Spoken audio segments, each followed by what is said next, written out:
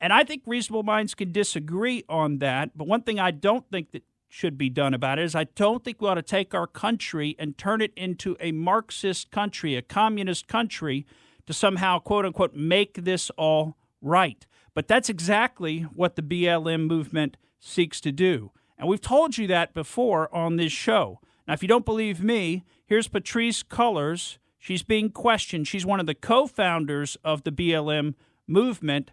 And I want you to listen here to the end of this clip because it's where it gets really important, where she talks about her training.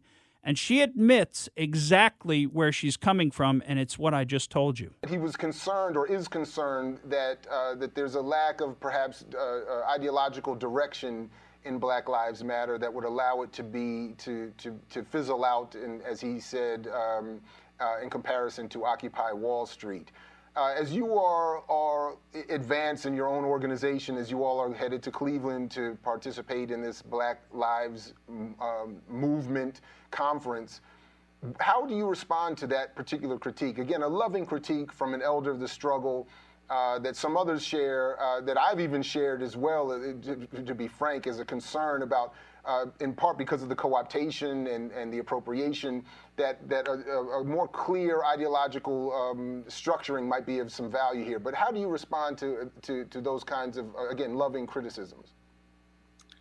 I think that the criticism is helpful. I also think that it might, I think of a lot of things. The first thing I think is that we actually do have an ideological frame. Myself, listen Alicia here, in particular, are trained organizers.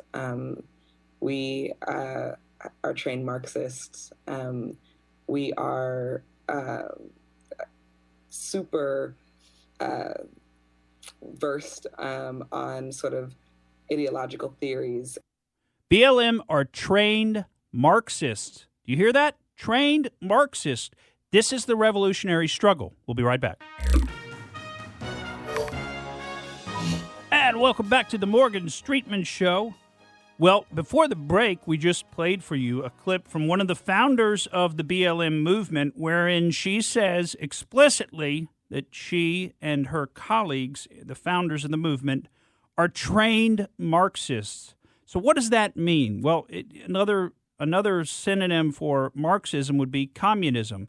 So they consider themselves trained communists, but the theories of Marx that underlie communism are basically that all of human history can be explained as a struggle between two classes, basically the haves and the have-nots, or the owners of the means of production, who are called the bourgeoisie, and the workers who actually work those means of production. That's called the proletariat. And so in Marx's view, and in the view of communism, all of history surrounds this master-slave relationship between the owners and the workers. And the concept is that there needs to be a violent revolution by the workers. You know, it's like, rise up, members of the proletariat. The only thing you've got to lose is your chains, and you take over the ownership of the means of production. Of course, that's the aspirational statement in the philosophy that's written down on paper. And the reality, of course, becomes becomes something very much different. You know, look at what happens when Stalin gets into power, when Lenin gets into power. Is everything shared among all the people? No. Now the people in charge, based on that ideology, they enjoy a lot of advantages and benefits. And once again, the normal people are left starving. The proletariat that they profess to care so much about are left starving. And that's what will happen here as well. But I had a longer clip that sort of sets this up, but I wanted to play another clip for you just to drive this point home, because this is nothing new, as we've told you on this show before. This is what BLM has believed from the beginning of its movement, and they speak on this. They're in this to violently seize power. Now, I want you to listen to one of the co-founders, not the one we just heard from, but the one she mentioned when she said, myself and Alicia are trained organizers, we're trained Marxists. Well, this is Alicia speaking at UC Berkeley, a very friendly audience, by the way, the Gender and Women's Studies program at UC Berkeley. And I'm just going to play the shorter version of this clip. There was some good stuff in the longer version, but we're running out of time. But I do want to get to this, and I want you to listen for the end of it, where she says what they're building and what they plan to take, because that's the key point. Again, not a spectacle. This is real life. They're willing to take and interrupt life in pursuit of their vision and values. They're serious about that. So if we're serious about living up to the legacy of this place, where the Black Panther Party for Self-Defense originates, where the Third World Women's Collective originates, then let's do it right. We're going to stand up every single time they come.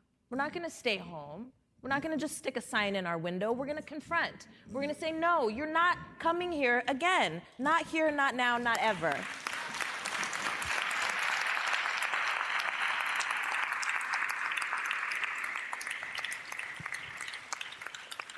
So no, the goal is not to change the minds of mainstream white America. The goal is to signal that we are building power and we plan to take it. Whoa. We're building power and we plan to take it. And that means take it by force, folks. Don't fool yourselves on what they mean by that. And you can go and you can listen to all these speeches, and you can even find more detail, and there's more detail we could have shared with you, but we're running out of time. I wanted to just clue you into that, though, because that's what's going on here. That's what the BLM movement is. It's a communist, violent revolution.